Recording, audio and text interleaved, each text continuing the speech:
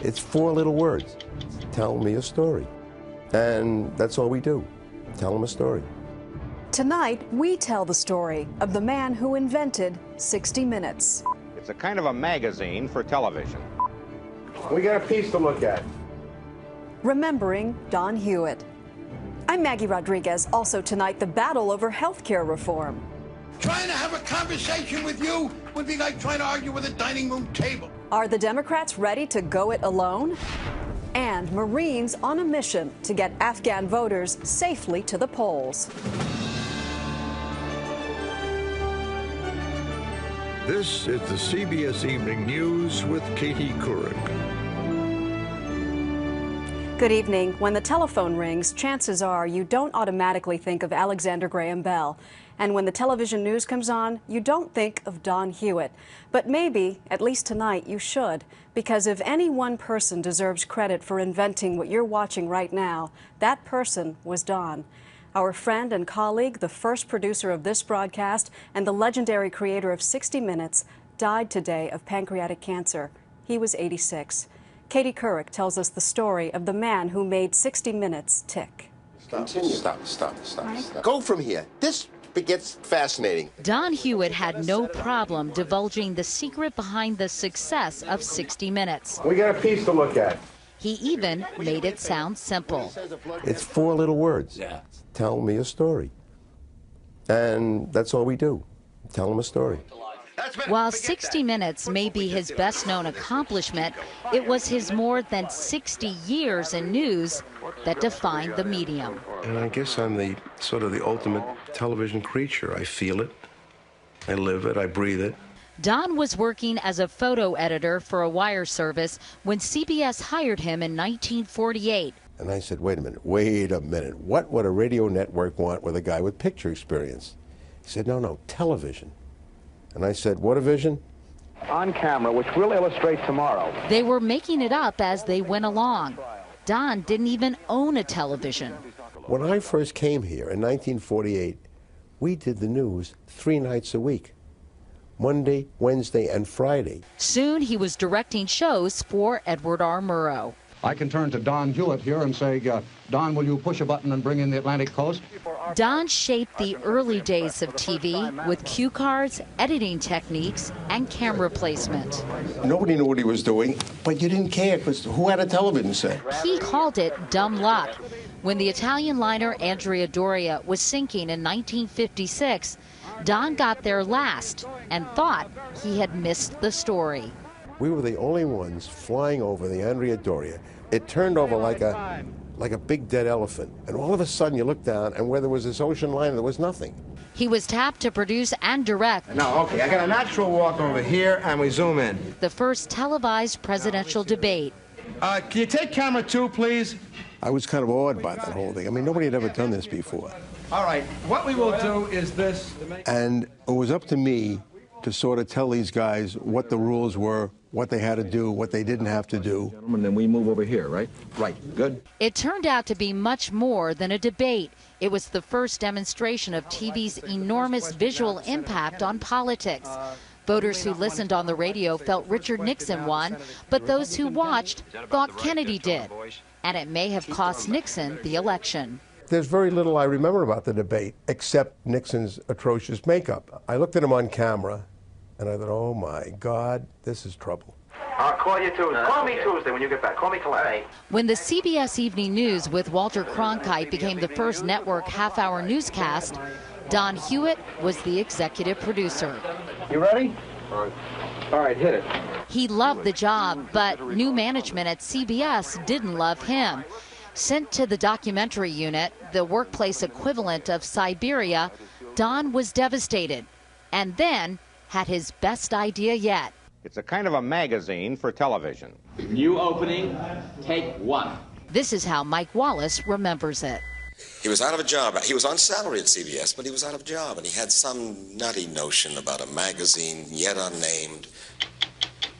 Don Hewitt called it 60 Minutes. And he hired people like Mike Wallace and Morley Safer. Don Hewitt really was the inventor of television news as we know it. He also had a bit of a temper,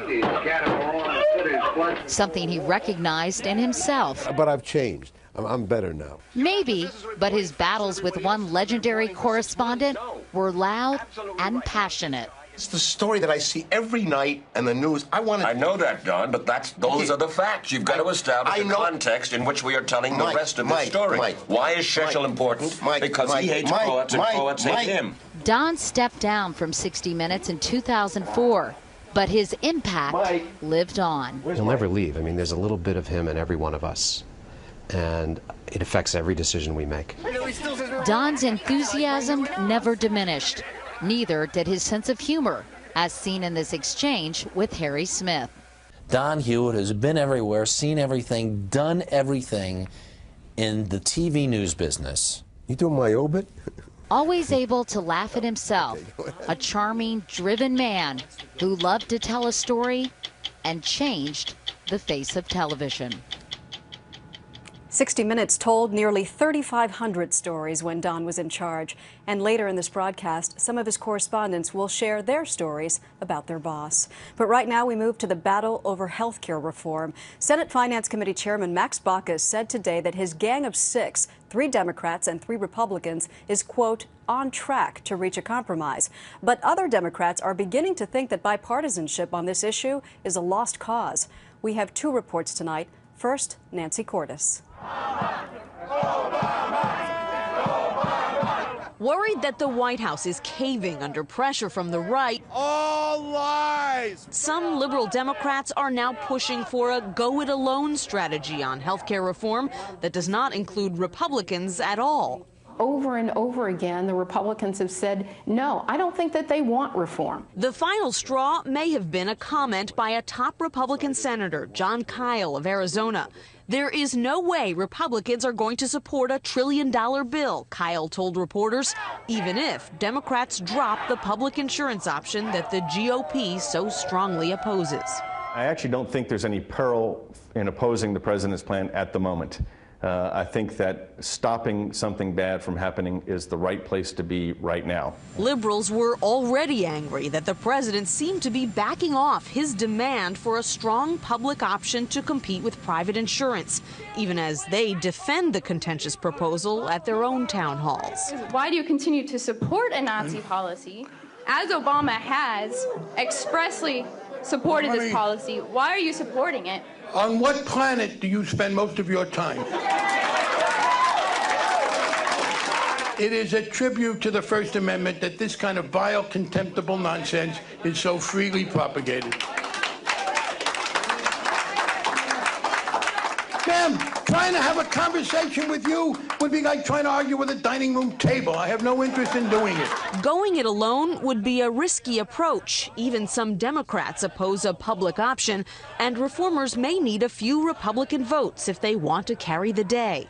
It's quite possible that the critical votes on health care are going to be decided by one vote. But the only true bipartisan effort, a group of 6 senators trying to reach a compromise, took a hit when the leading Republican in the group embraced one of the most damaging myths about reform. We should not have a government program that determines you're going to pull the plug on grandma. Senator Grassley insists he's still committed to finding middle ground, but in this environment, that's getting harder to do. Nancy Cordes, CBS News, Capitol Hill. This is Bill Plant at the White House, where the president's aides continue to insist that he supports a public option and dismiss talk of division among Democrats. We expect to have this back and forth within the party about the public option. I contrived almost entirely by you guys. Yes, sir. But privately, aides say they were caught flat-footed by the public backlash, and White House sources say they have a new strategy now. If liberal Democrats want the public option, it will be up to them to sell it to the public. The president, meanwhile, will take the heat from the left wing of his party and use his popularity to promote a bipartisan solution. The White House is switching into knife-fighting mode, and they're going to be tough with their own people, convince them that some health reform is better than a big loss for this president and no health reform. But whether Mr. Obama has the political chops to prevail is the same question once raised by Hillary Clinton, now the Secretary of State in the primary campaign. She attacked him for not being tough enough to handle the pressure of a debate. That was nothing. I mean, I'm with Harry Truman on this. If you can't stand the heat, get out of the kitchen. And the heat is definitely on now in the healthcare debate, as even the comics lampoon the president's various statements about a public plan. The public option, whether we have it or we don't have it. No public option? We still get to kill old people, though, right? Did you just drop public option? All kidding aside, the president remains confident that he'll get a bill. And as he told reporters today, he hopes it will be bipartisan. Maggie? Bill Plan at the White House. Thanks, Bill.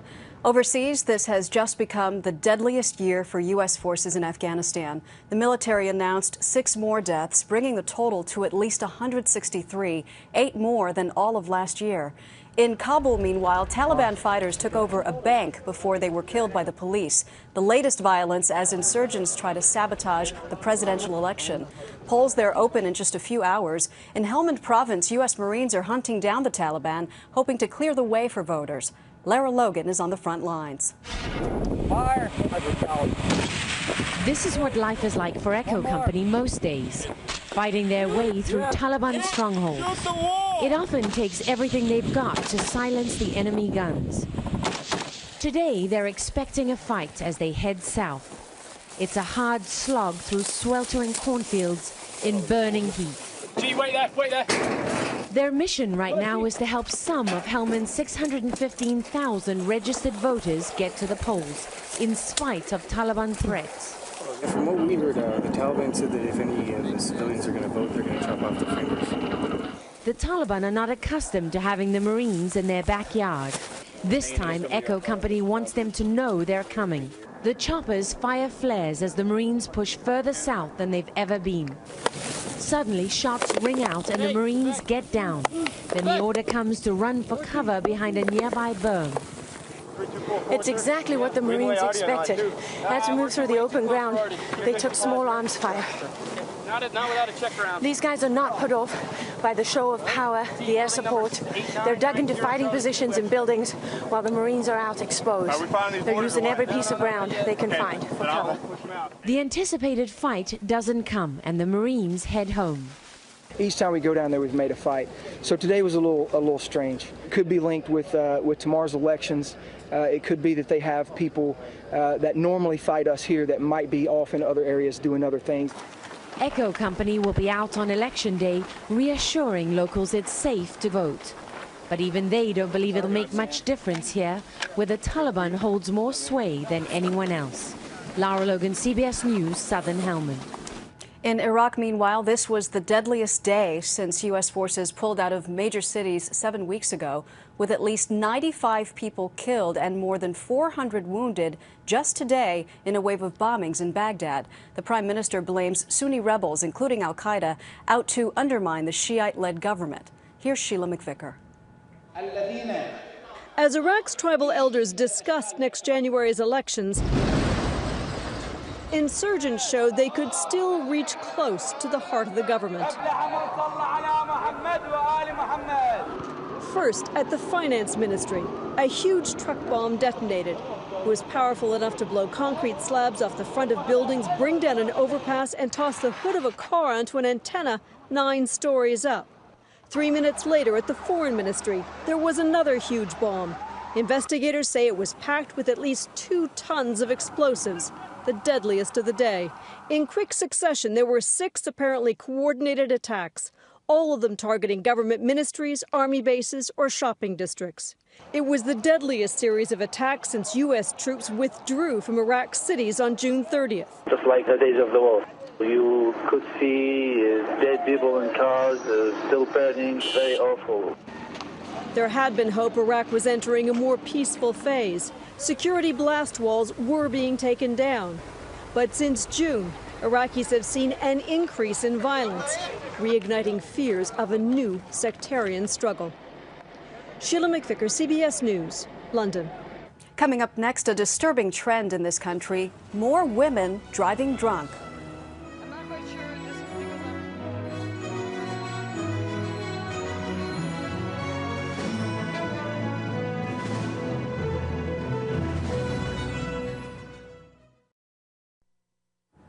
Police around the country today announced a crackdown on driving drunk, and a new government report says a growing number of women are doing it, a 30% increase in just a decade, compared with an 8% drop for men.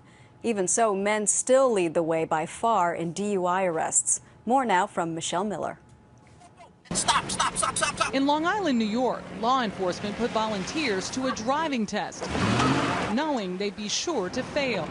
I wasn't comprehending really what he was saying. And blah. That's because they were all legally drunk. I thought I was okay, and then things got a little out of hand. Police wanted to demonstrate the effects of drinking and driving. Last year, drunk drivers killed nearly 12,000 people on the nation's roads. Alarmingly, more women than ever are at fault. Roughly 2,000 fatalities a year involve an impaired women driver. This is clearly a very disturbing trend. While men still outnumber women by 4 to 1 in DUI arrests, statistics show when drunk women cause fatal car crashes, they're more likely to have a passenger in the car and more likely than men to have a child under 14 with them. Women, unfortunately, are picking up some of the same terrible reckless behaviors that men have exhibited. Last month, Diane Schuler killed herself and 7 others when she drove her minivan the wrong way for nearly 2 miles before plowing into another car. Police say she was both drunk and high on marijuana. There's no data on why more women are drinking and driving, but signs point to lifestyle changes. Women are under more pressure. They're now perhaps the breadwinner with the unemployment rate. Whatever the reason, law enforcement officials are launching a campaign to stop the deadly consequences. They're spending $13 million nationwide to drive home the message: if you're over the limit, you're under arrest. Michelle Miller, CBS News, Garden City, New York. Dangers of the road aside, Americans are living longer. The CDC said today that life expectancy is now nearly 78 years old, which is a new high. Another study ranks Macau #1, with life expectancy there about 84, while Switzerland is at the bottom of the list, Swaziland is at the bottom of the list, nearly 32 years of age. We'll be right back.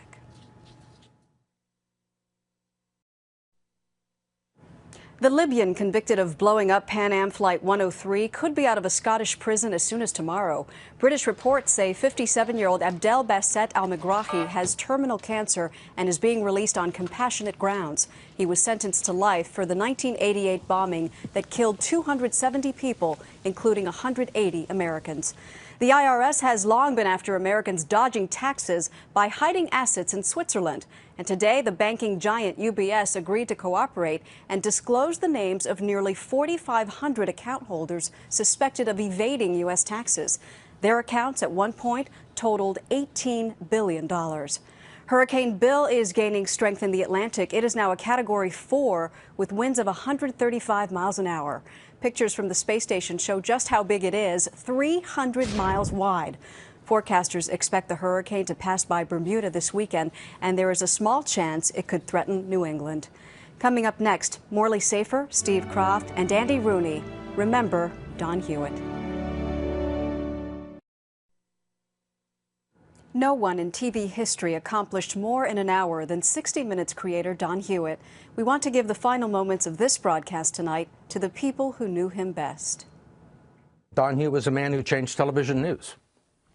And in the process, it affected in some way some of the great events of the 20th century by coming up with a broadcast that attracted millions and millions of people. He had a great sense of what the people would take on television, and he knew what they ought to know. He started doing 60 Minutes the way it's done now, and it's his fault. Don understood the power of question. He understood that if you put it to someone in a very, very clear and precise way and made them ask themselves, how do I respond? You would get the most compelling kinds of television that you've ever seen. He always worked at high tension, at peak performance. Horrible temper tantrums. But when he settled down, brilliant. Absolutely brilliant. There isn't a show on television, I don't care what variety, news show, that doesn't have Don Hewitt's DNA. I'm talking about camera angles, the close, tight shots when you're doing interviews, the way to ask questions, the ambush interviews. His solitary genius was in the editing room. It was about story, and understanding of story, and understanding of narrative. And that is what everything is about today. That is what politics is about. That is what communication is about. It is this sense of how to best tell a story. I think his enduring legacy will be 60 Minutes. It's still alive and still doing well and still thriving. And it is still, in many ways, Don Hewitt show. Don Hewitt really, in a certain way, created guys like me and Mike and Ed and the others. He really did. He is the father of us all. And this program note, 60 Minutes will devote the entire broadcast this Sunday to remembering Don Hewitt. And that's the CBS Evening News. For Katie Couric, I'm Maggie Rodriguez. Good night.